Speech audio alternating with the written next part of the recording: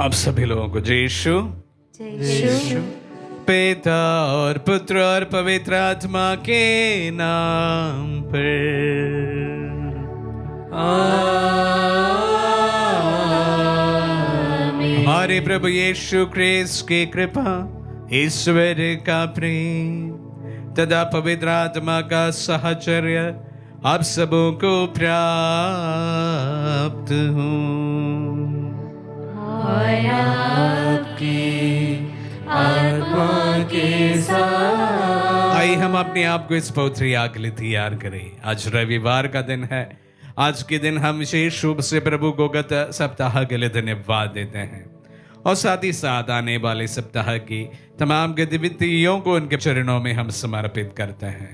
प्रभु की बहुतायत आशीष आप सभी पर बनी रहे और साथ ही साथ जिन लोगों के लिए हमने प्रार्थना की है, प्रभु उनकी तमाम प्रार्थनाएं सुने और आप सबों के दिलों की ख्वाहिशों को पूरा करे। इन्हीं प्रार्थनाओं के साथ में आए इस पवित्र मिस्सा बलिदान हम सब मिलकर चढ़ाए। हम अपने पापों को स्वीकार करें ताकि हम पवित्र बलि चढ़ाने के योग्य बन जाए। हे भाई और बहनों, मैं सर्वशक्तिमान ईश्वर और आप लोगों के सामने स्वीकार करता हूँ कि मैंने मन, वचन और कर्म से तथा अपना कर्तव्य पूरा न करने से अपने कसूर से अपने भारी कसूर से घोर पाप किया है।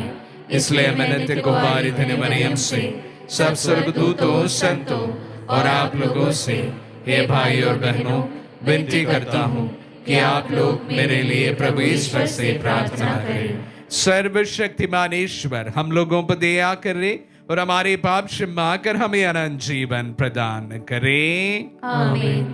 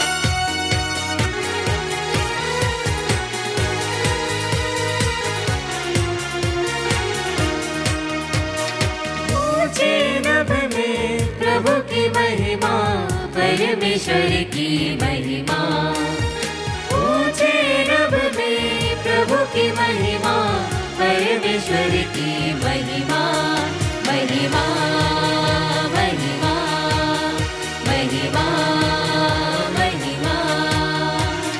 हम तेरा गुण गाते हैं, धन्य तुझे हम कहते हैं, तेरी आराधना करते हैं, तेरी महिमा गाते हैं, महिमा, महिमा, महिमा, महिमा।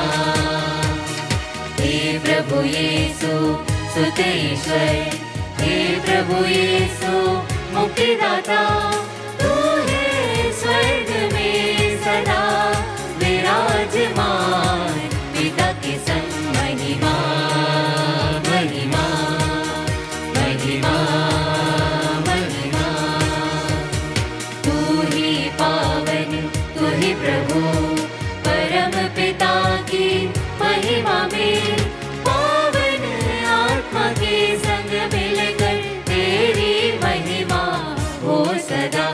महिमा महिमा महिमा महिमा ऊंचे नभ में प्रभु की महिमा परमेश्वर की महिमा ऊंचे नभ में प्रभु की महिमा परमेश्वर की महिमा महिमा महिमा महिमा महिमा हम प्रार्थना करें। हे ईश्वर, तू अपने भक्तों का सामर्थ्य है। तेरे बिना दुर्बल और नश्वर मनुष्य कुछ नहीं कर सकता। तेरे अनुनय विनय सुन ले और हमें अपनी कृपा प्रदान कर कि हम सदा तेरी आज्ञाओं का पालन करें और वचन तथा कर्म से तुझे प्रसन्न करते रहे। हमारे प्रभु और तेरे पुत्र यीशु क्रिस्त के द्वारा जो तेरे तथा पवित्र आत्मा के संग एक ईश्वर होकर युगानुयुग जीते और राज्य करते हैं।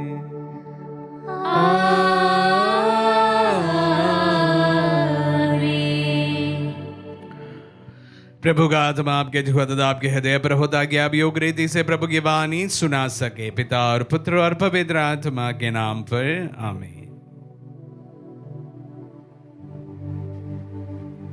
पहला पाठ नबी एजेकियल का ग्रंथ अध्याय 17 वचन संख्या 22 से 24। पाठ का मूल सारांश है, प्रभु ईश्वर यह कहता है, मैं देवदार की फुनगी से उसकी ऊंची ऊंची शाखाओं से एक टहनी काटूंगा। उसे मैं स्वयं एक ऊंचे पहाड़ पर लगाऊंगा। उसे मैं इज़राइल के पहाड़ पर लगाऊंगा। उसमें डालियां निकल आएगी।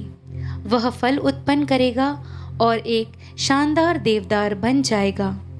नाना प्रकार के पक्षी उनके नीचे आ जाएंगे। वे उनकी डालियों की छाया में बसेरा करेंगे और मैदान के सभी पेड़ जान लेंगे कि मैं प्रभु ऊंचे वृक्ष को नीचा बना देता हूँ और नीचे वृक्ष को ऊंचा। मैं हरे वृक्ष को सूखा बना देता हूँ और सूखे वृक्ष को हरा। मैं प्रभु जो कह चुका हूँ उसे पूरा कर देता हूँ।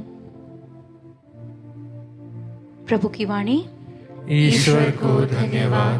भजन अनुवाक्य।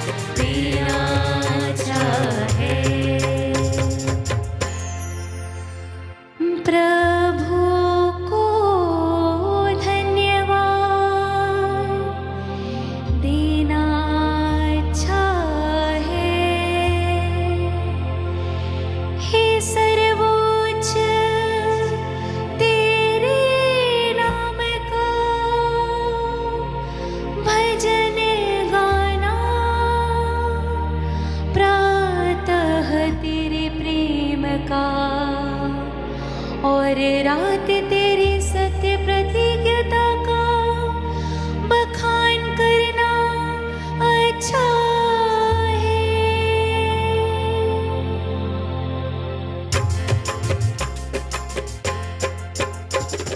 प्रभु को धन्यवाद देना अच्छा है। प्रभु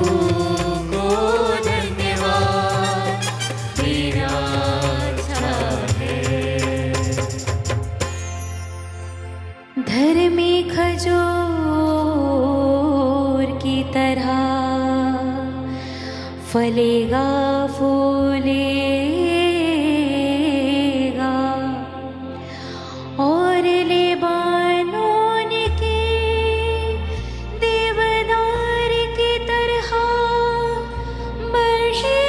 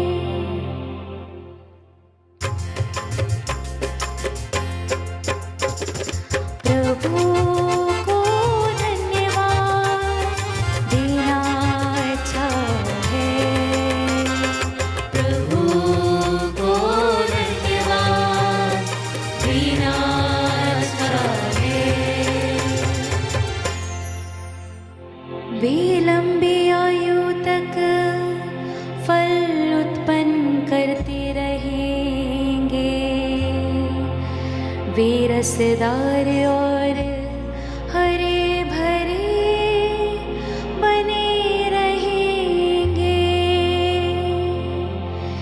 जिससे वे यहाँ घोषित करते रहे, प्रभु सच्चा है। वहाँ मेरी चट्टान है, उसमें कोई भी कपट नहीं है।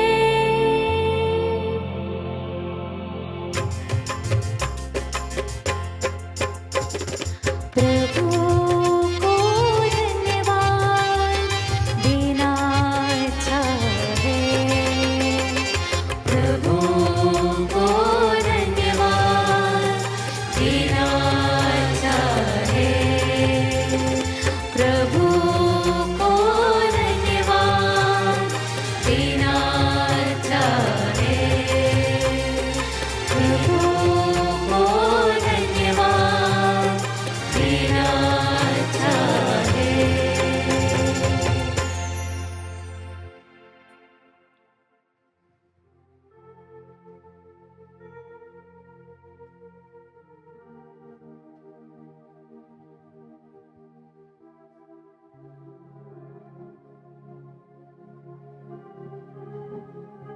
दूसरा पाठ। मानव जीवन का रहस्य वही समझ पाता है जो विश्वास करता है। विश्वास द्वारा हम समझ पाते हैं कि हमें कहाँ जाना है और वहाँ जाने के लिए किस रास्ते पर चलना है। हमें ईश्वर की इच्छा पूरी करनी चाहिए। कुरिन्थियों के नाम संत पौलुस का दूसरा पत्र, अध्याय 5 पद संख्या 6 से 10। पाठ का मूल वाक्य है, हम चाहे घर में हों चाहे परदेश में, हमारी एकमात्र अभिलाषा यही है कि हम प्रभु को अच्छे लगे। हम सदा ही ईश्वर पर भरोसा रखते हैं।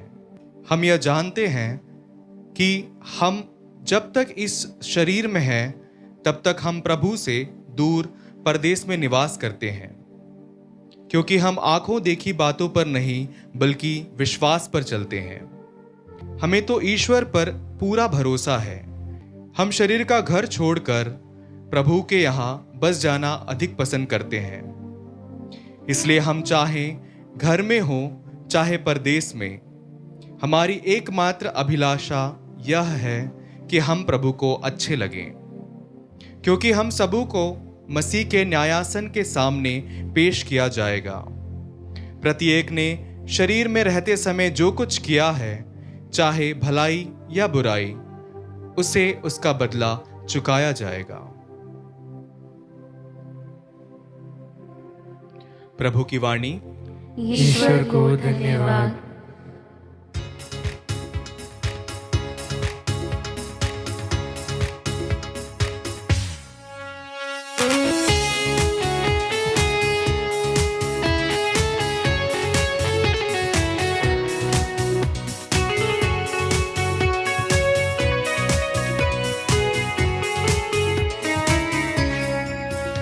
आवाज उठाओ, जय घोष प्रभु की गाओ। Hallelujah, hallelujah, hallelujah, hallelujah, hallelujah, hallelujah, hallelujah, hallelujah, hallelujah. प्रभु आप लोगों के साथ हो और आपकी आत्मा के साथ। संत मार्कुस के अनुसार पवित्र सुसमाचार। हे प्रभु तेरी महिमा हो। अध्याय 4 पद संख्याएं 26 से 34 तक। यीशु ने लोगों से कहा, ईश्वर का राज उस मनुष्य के सदृश है जो भूमि में बीज बोता है। वह रात को सोने जाता और सुबह उठता है, बीज उगता है और बढ़ता जाता है। हालांकि उसे यह नहीं पता कि वह कैसे हो रहा है। भूमि अपने आप फसल पैदा करती है, पहले अंकुर, फिर बाल और बाद में पूरा दाना। फसल तैयार होते ही वह अस्सियाँ चलाने लगता है, क्योंकि कटने का समय आ गया है। यीशु ने कहा, हम ईश्वर के राज्य की तुलना किससे करूं? हम किस दृष्टांत के द्वारा उसका निरूपण करें? वह राई के दाने के सदृश है, जो मिट्टी में बोए जाते समय बस दुनिया भर का सबसे छोटा दाना है, परंतु बाद में बढ़ते बढ़ते वह सब पौधों में से बड़ा हो जाता है और उसमें इतनी बड़ी बड़ी डालियां निकल आती है कि आकाश के पक्षी उसकी छाया में बसेरा कर सकते हैं। वह इस प्रकार के बहुत से दृष्टांतों द्वारा लोगों को उनकी समझ के अनुसार सुसमाचार सुनाते थे। वह बिना दृष्टांत के लोगों से कुछ नहीं कहते थे, लेकिन एकांत में वह अपने शिष्यों को सब बातें समझाते थे। ये प्रभु का पुण्य सुसमाचार है। हे क्रिस्त तेरी स्तुति हो। क्रिस्त में प्यारे भाई और बहनों, संत मार्कुस के सुसमाचार से हम लगातार प्रभु के वचन सुन रहे हैं इन दिनों में। आज भी संत मार्कुस के सुसमाचार से ही पाठ है और प्रभु स्वर्ग राज्य की तुलना विशेष रूप से पेड़ पौधों के साथ करते हैं। हमारे देश में काफी जगह पर पानी या बरसात हो रही होगी, मॉनसून आगे बढ़ते जा रहा है। हमारे देश में, हमारे प्रदेश में भी अच्छी बारिश हो रही है और करते करते मुझे यकीन है कुछ इस समय के अंतराल हमारे समूचे देश में बरसात होगी। और बरसात होने के बाद जो बातें आज के सुसमाचार में कही गई है, वे सारी चीजों को हमारे सामने ही सच होता हमें हर साल दिखता है। किसान जब मानसून की पहली बारिश होती है, दूसरी बारिश होती है, उनका पूरा कंसंट्रेशन, पूरा ध्यान बीज बोने में ही रहता है। समय से वह बीज बोए। हमारे इस क्षेत्र में हम लोग सोयाबीन बोते हैं और मेरे वचनों को सुनने वाले काफी अलग अलग जगह के लोग होंगे। वहां पर कुछ लोग धान बोते होंगे और मक्का और इस प्रकार के नाना प्रकार के बीज बोने का अवसर है। आने वाले दिनों में भी हम लोग इस प्रकार के दृष्टांत सुनेंगे जरूर। तो हमें बहुत ही इजीली इन तमाम चीजों के साथ में हम रिलेट कर सकते हैं। और हर साल हम बरसात के बाद ये प्रक्रिया लगभग हर समय देखते रहते हैं। बरसात होती, किसान बीज बोते, बीज अंकुरित होते, बीज पौधा बन जाता, फिर उस पे फूल आ जाते, फिर उसके बाद में फसल और उसके बाद कटनी। लगभग हर साल जून जुलाई महीने में हमारे देश में किसान के जीवन में इस प्रकार की प्रक्रिया सतत चलती रहती है। और मैं भी इस तमाम चीजों में बहुत इन्वॉल्व हो जाता हूं, क्योंकि किसान की पीड़ा मैं स्वयं अनुभव किया हूं और दूसरों को उनकी पीड़ा को मैंने देखा हूं और उसको महसूस भी किया हूं। तो ये चीजें मेरे लिए, या प्रभु का ये वचन मेरे लिए बहुत ही इजीली रिलेटेबल है। लेकिन आज के पहले जो दृष्टांत है उसमें कहा गया है, हाँ हम ये तमाम प्रक्रिया से गुजरते हैं, लेकिन ये नहीं पता चलता है कि जब हम बीज बोते हैं ये अंकुरित किस प्रकार होते हैं। कभी कभी दुनिया में जो साधारण सी दिखने वाली बातें जो बहुत सरल हैं और हर समय हमारे सामने घटित होता है, उसके बावजूद भी ये ऐसा क्यों होता है, उसका जवाब कभी कभी हमारे पास सटीक रूप से नहीं रहता है। अच्छा, मैं बीज बोया, ये अंकुरित क्यों होता है? साइंटिस्ट कुछ उसका एक्सप्लेनेशन मुझे जरूर दे सकते हैं। अगर अंकुरित नहीं हुए तो, क्योंकि मैंने काफी बीज, विशेष रूप से कॉटन के परिप्रेक्ष्य में कह सकता हूं, कुछ जो विशेष प्रकार के जो बीज होते हैं कभी कभी अंकुरित नहीं होता है।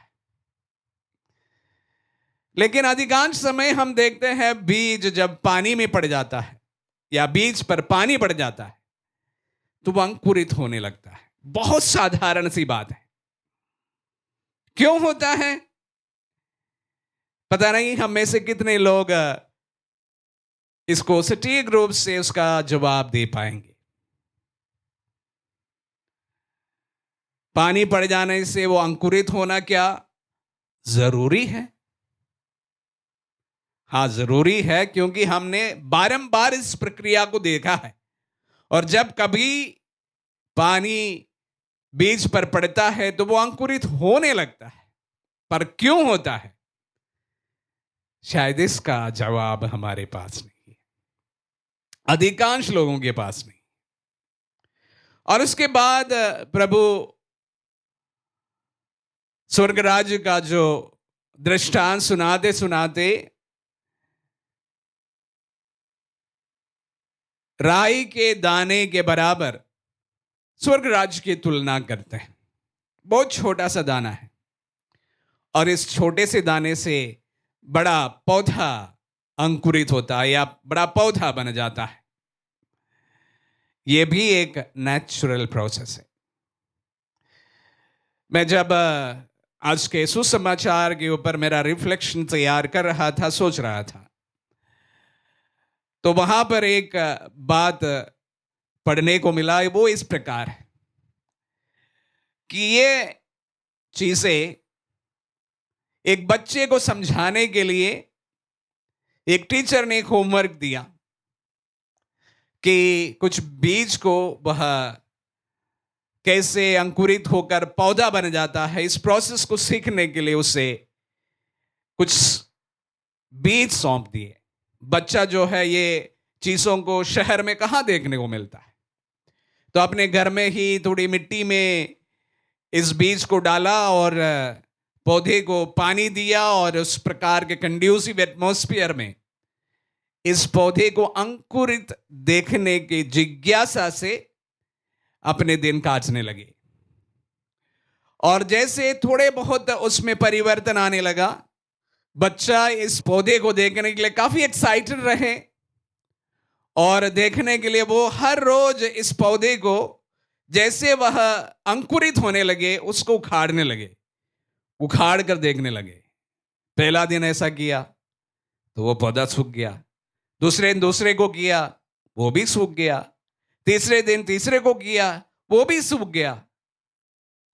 तो उसका बहुत वो निरुत्साहित हो गया। प्यारे भाई और बहनों, ये मैं इसलिए कह रहा हूं कि कुछ चीजें नेचुरली ग्रो करते हैं, उसका समय लगता है। अगर हम लोग उस पर जल्दीबाजी करें तो उसका फल शायद कभी बिगड़ सकता है।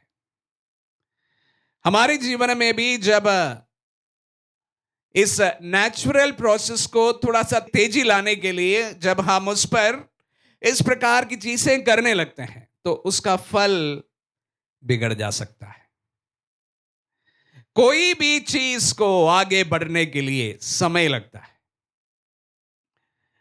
हमारे जीवन में भी हम देखते हैं कि हम कोई भी कार्य में अपना समय लगा रहे हैं, अपना सब कुछ लगा रहे हैं, और एकदम से उसका फल नतीजा हमारे सामने नहीं दिखते हैं तो हम लोग, अधिकांश लोग निराशित हो जाते हैं और इस बच्चे के समान उस पर और कुछ करने की कोशिश करते हैं। फल बिगड़ जाता है। प्रभु के राज्य की बात भी यही है कि प्रभु के राज्य फलने फूलने में समय लगता है। हम जानते हैं कि अनेक लोगों ने पीड़ाएं सहकर, अनेक लोगों ने एक प्रकार पर्सिक्यूशन का सामना करते हुए प्रभु के राज्य को बढ़ाया है। प्यारे भाई और बहनों, हमारे जीवन में भी मैं एक बात जरूर कहना चाहता हूं।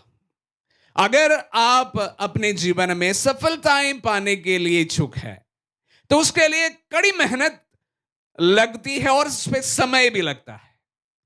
कभी कभी ऐसे पल भी आते हैं कि आपको लगे कि अभी बस, मैं थक गया हूं, छोड़ देते हैं। मैं आप सबों को यकीन दिलाना चाहता, जो लोग छोड़ देते हैं वो सफल नहीं हो पाते हैं। जो फिर से परिश्रम करते हैं और परिश्रम लगातार करते हैं वे अवश्य सफल होते हैं।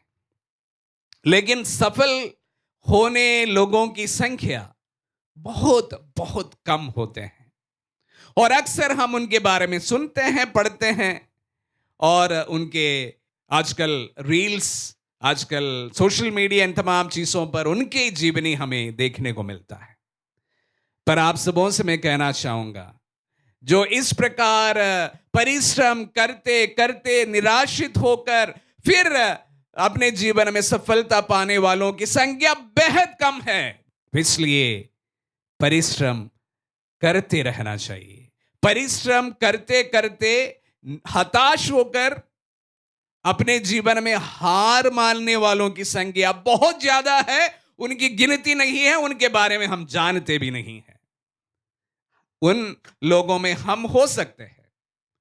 लेकिन प्यारे भाई और बहनों, आज जैसे स्वर्ग राज्य के बारे में प्रभु ने हमारे सामने एक छोटे से पौधे के तुलना की है, विशेष रूप से मेरे वचनों को सुनने वाले युवा युवतियों से कहना चाहूंगा, अगर आपको किसी भी प्रकार अपने जीवन में सफलता पाना हो तो उसके लिए निरंतर परिश्रम कीजिए।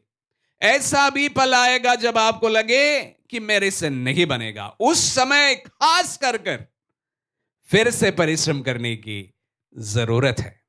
सफलता आपके कदम छुएंगे। आमीन।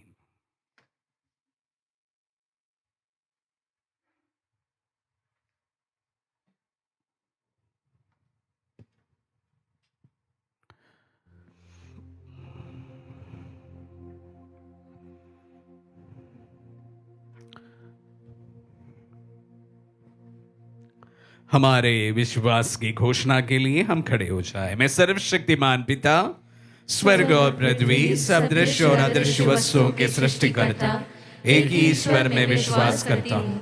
मैं ईश्वर के इकलौते पुत्र एक ही प्रभु यीशु ख्रिस्त में विश्वास करता हूँ, जो सभी भूतों से पहले पिता से उत्पन्न है। वह ईश्वर से उत्पन्न ईश्वर, प्रकाश से उत्पन्न प्रकाश, सच्चे ईश्वर से उत्पन्न सच्चा ईश्वर है। वह बनाया हुआ नहीं बल्कि उत्पन्न हुआ है। वह पिता के साथ एक तत्व है। उसी के द्वारा सब कुछ सृष्टि हुआ। वह हम मनुष्यों के लिए और हमारी मुक्ति के लिए स्वर्ग से उतरा और पवित्र आत्मा के द्वारा कुंवारी मरियम से देह धारण कर मनुष्य बना। उसने पोंतियुस पिलातुस के समय में दुख भोगा। वह हमारे लिए क्रूस पर ठोका गया। वह मर गया और दफनाया गया और धर्मग्रंथ के अनुसार तीसरे दिन फिर से जी उठा। वह स्वर्ग में आरोहित हुआ और पिता की दाहिने विराजमान है।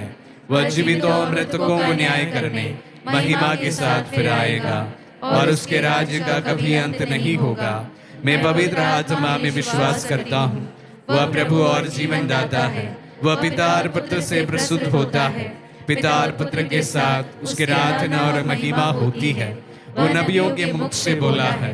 मैं एक पवित्र कैथोलिक तथा प्रेरित कलीसिया में विश्वास करता हूँ।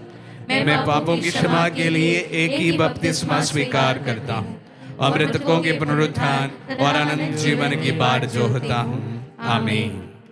प्यारे भाई और बहनों, यीशु ख्रिस्त ईश्वर के राज्य के रहस्य का वर्णन दो दृष्टांतों द्वारा करते हैं और दोनों दृष्टांत उस और इंगित करते हैं जहां छोटे से प्रारंभ होकर बाद में बड़ा हो जाता है, जैसा कि सरसों का छोटा बीज बढ़कर बहुत बड़ा पेड़ बन जाता है। हम अपनी आवश्यकताओं को ईश्वर के समक्ष रखें और कहें, हे पिता हमारी प्रार्थना सुन। हे पिता हमारी प्रार्थना सुन। हमारे संत पिता सभी धर्माध्यक्ष एवं पुरोहित लोगों के सामाजिक स्तर एवं आर्थिक परिस्थिति के अनुसार कलीसिया के सदस्यों की देखरेख अच्छी तरह कर सके, इसके लिए हम ईश्वर से प्रार्थना करते हैं। हे पिता हमारी प्रार्थना सुन। पेंतेकोस्त से पहले यरूशलेम में विश्वासियों के समुदाय में 120 सदस्य थे, लेकिन अब बढ़कर 2 अरब हो गई है। आगे भी लोग इसी प्रकार ईश्वर के राज्य के मूल्यों को स्वीकारें, इसके लिए हम ईश्वर से प्रार्थना करते हैं। हे पिता हमारी प्रार्थना सुन। केवल कलीसिया की सदस्यता काफी नहीं है, बल्कि क्रिस्तीय जीवन के मूल्यों का साक्षी बनना जरूरी है। अतः सभी क्रिस्तीय यीशु क्रिस्त और उसके सुसमाचार को दूसरे धर्म के लोगों के बीच साक्ष्य दे सके, इसके लिए हम पिता ईश्वर से प्रार्थना करते हैं। हे पिता हमारी प्रार्थना सुन। खराब मानसून के कारण कभी कभी फसल की पैदावार कम हो जाती है, जिसके कारण देश के किसानों को बहुत हानि होती है। ऐसी परिस्थिति में किसानों को सरकार या सहायता केंद्रों से मदद मिल सके, इसके लिए हम ईश्वर से प्रार्थना करते हैं। हे पिता हमारी प्रार्थना सुन। प्रभु धन्यवाद देते हैं आपके वचनों के लिए प्रभु, और आज हम विशेष रूप से मिलकर हमारे देश में अच्छी वर्षा के लिए, किसान के अच्छे पैदावार के लिए और उन्हें अच्छे उचित फसल एवं उसका उचित मूल्य के लिए प्रार्थना करते हैं।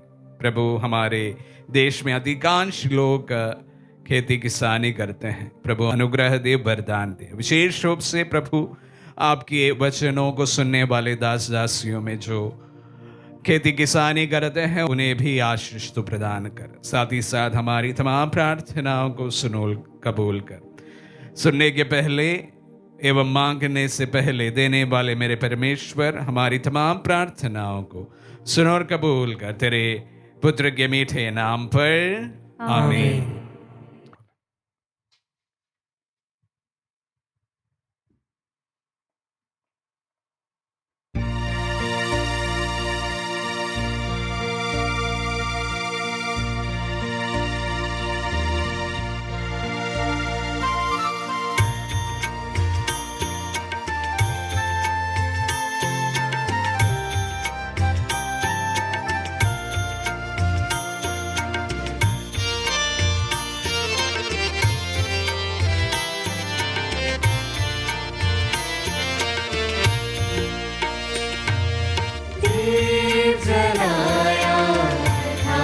सजाया तेरे चरणों में अर्पण को लाया, स्वीकारे भगवन,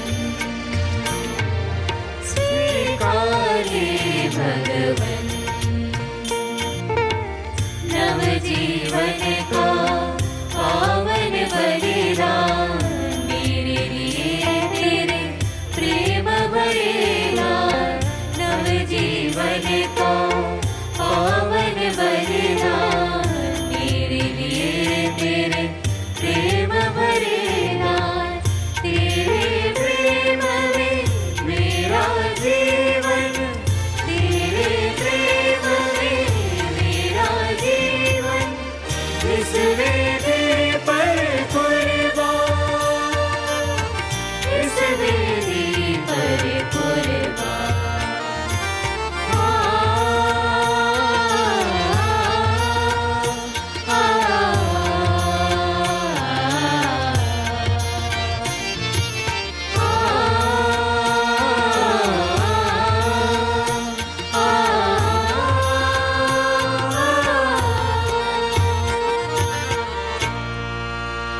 भाई और बहनों, प्रार्थना कीजिए कि सर्वशक्तिमान पिता ईश्वर हमारे ये बलिदान ग्रहण करें। प्रभु अपने नाम की स्तुति तथा महिमा के लिए और हमारे तथा अपने समस्त पवित्र कलीसिया के लाभ के लिए आपके हाथों से यह बलिदान स्वीकार करें। हम प्रार्थना करें। हे ईश्वर, रोटी और दाख रस का ये उपहार भोजन के रूप में मनुष्यों को बल देता और संस्कार के रूप में उसका नवनिर्माण करता है। हमारे शरीर और आत्मा पर इसका प्रभाव कभी विफल न हो, ये प्रार्थना स्वीकार कर हमारे प्रभु क्रिस्त के द्वारा।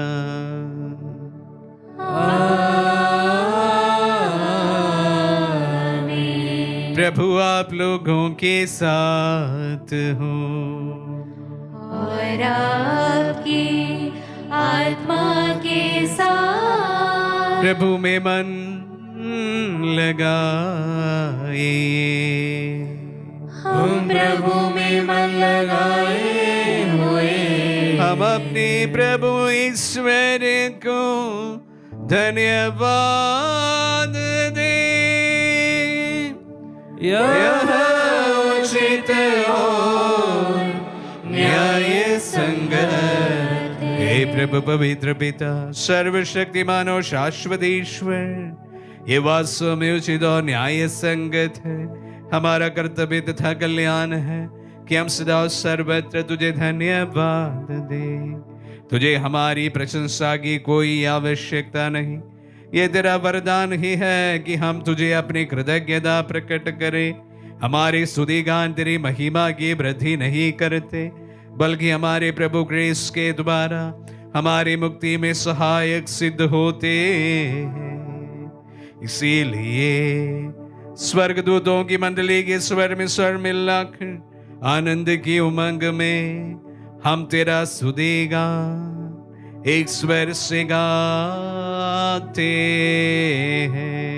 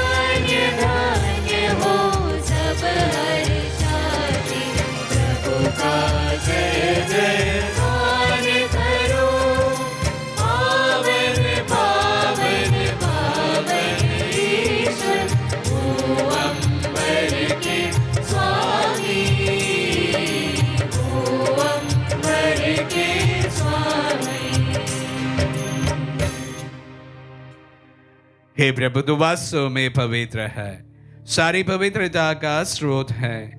हम तुझसे प्रार्थना करते हैं, तू इन पहाड़ों को अपनी आत्मा के संस्पर्श से पवित्र कर दे कि हमारे प्रभु यीशु क्रिस्त का शरीर तथा रक्त बन जाए।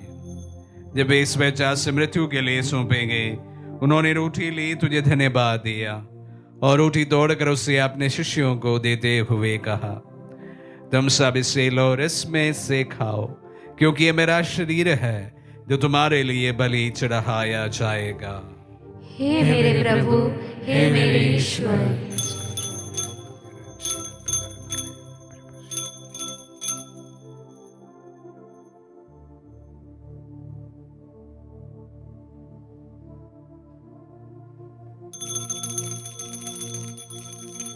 इसी भांति भोजन के बाद उन्होंने कटोरा लिया, तुझे धन्यवाद दिया और उसे अपने शिष्यों को देते हुए कहा, तुम सब इसे लो और इसमें से पियो, क्योंकि ये मेरा रक्त का कटोरा है, नवीन और अनंत व्यवस्थान का रक्त, जो तुम्हारे और बहुतों के पापों की क्षमा के लिए बहाया जाएगा।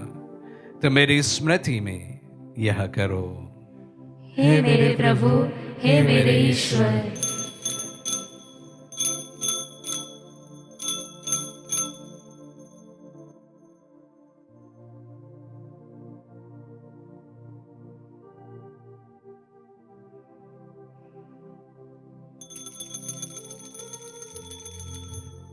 विश्वास का रहस्य।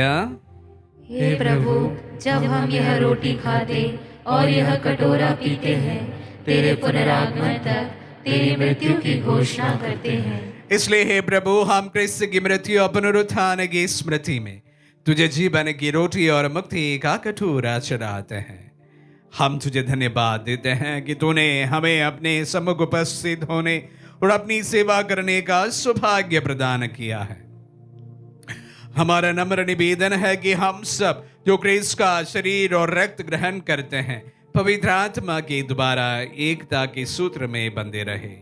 हे प्रभु, हमारे संत पिता फ्रांसिस, हमारे धर्माध्यक्ष थॉमस, सेवानिवृत्त धर्माध्यक्ष चाको और सभी याजकों के साथ विश्व भर में फैली अपने कलीसिया की सुधीले तथा इसे प्रेम में सिद्ध बना दे। हे प्रभु, हमारे उन बंधुओं की भी सुधीले जो पुनरुत्थान की आशा में परलोक सिधार चुके हैं, उन्हें सभी मृतकों को अपने पुण्य दर्शन का सौभाग्य प्रदान कर हम शपथ दृष्टि डाल कि हम भी अनंत जीवन के सौभाग्य बने और ईश्वर की माता धन्य कुंवारी मरियम, उनके वर धन्य यूसुफ, धन्य प्रेरितों और सब संतों के साथ जो युग युग में तेरे विश्व सेवक से भी कायम बने रहे, तेरी स्तुति और महिमा कर सके, तेरे पुत्र यीशु क्रिस्त के द्वारा।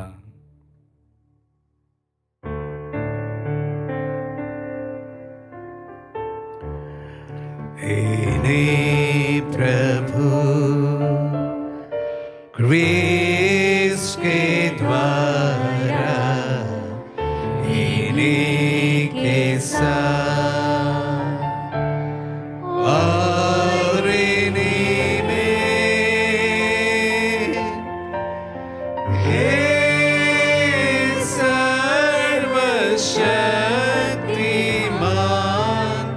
पिता ईश्वर पवित्र आत्मा के साथ सारा गौरव तथा सम्मान युगानुयुग तेरा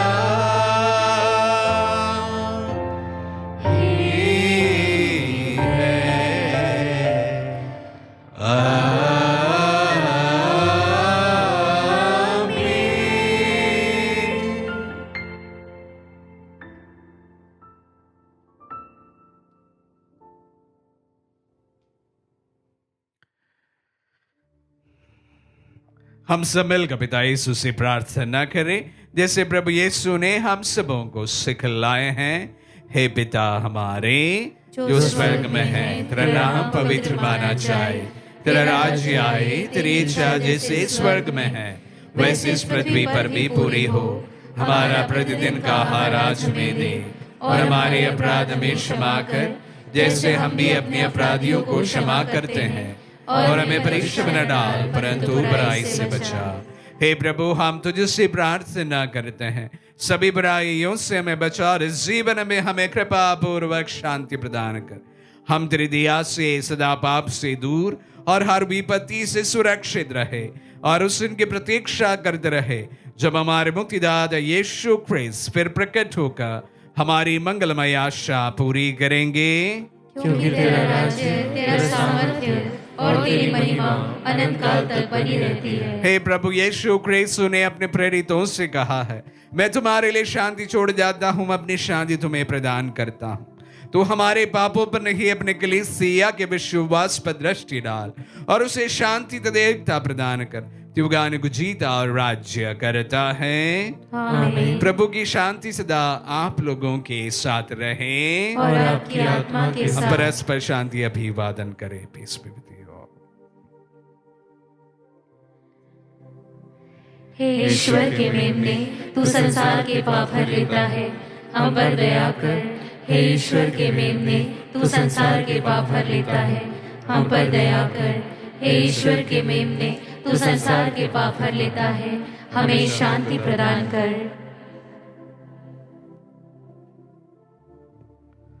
देखिए ईश्वर का मेमना, इन्हें देखिए जो संसार के पाप लेता है। धन्य है जो प्रभु के नाम पर बुलाए जाते हैं। हे प्रभु, मैं इस योग्य नहीं हूँ कि आप मेरे यहाँ आए, किंतु एक शब्द कह दे और मेरी आत्मा चंगी हो जाएगी।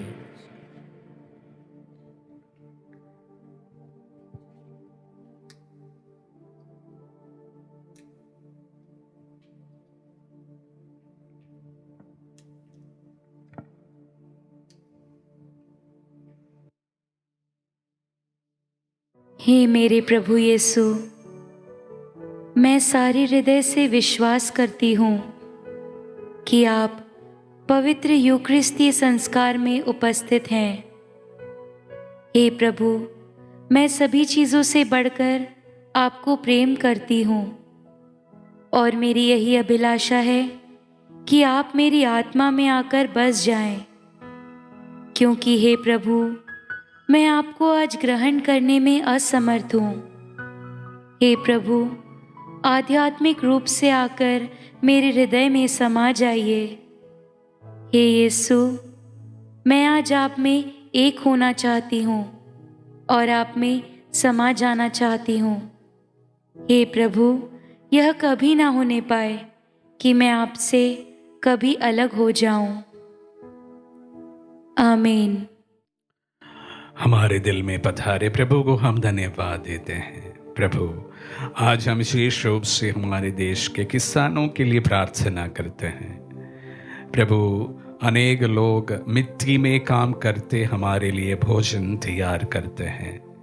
हमारे देश के नेता, देश के शासक, प्रभु उनका सम्मान करे। प्रभु, अच्छी वर्षा तू प्रदान कर, अच्छे फसल प्रदान कर, उचित मूल्य तू प्रदान कर। हम प्रार्थना करें। हे प्रभु, पवित्र यूकरिस्ट का यह सहभाग तेरे तथा विश्ववासियों के बीच एकता का चिन्ह है। ये तेरे कलीसिया में एकता का फल उत्पन्न करे, हमारे प्रभु ख्रिस्त के द्वारा।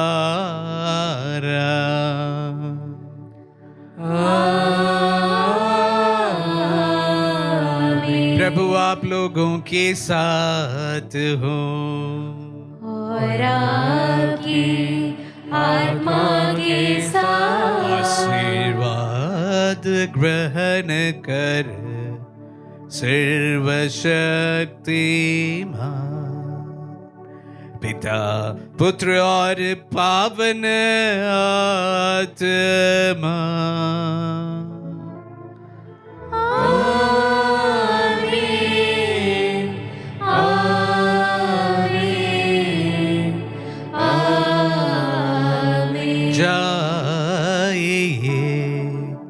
दिव्य यज्ञ हुआ संपन्न। ईश्वर को धन्यवाद।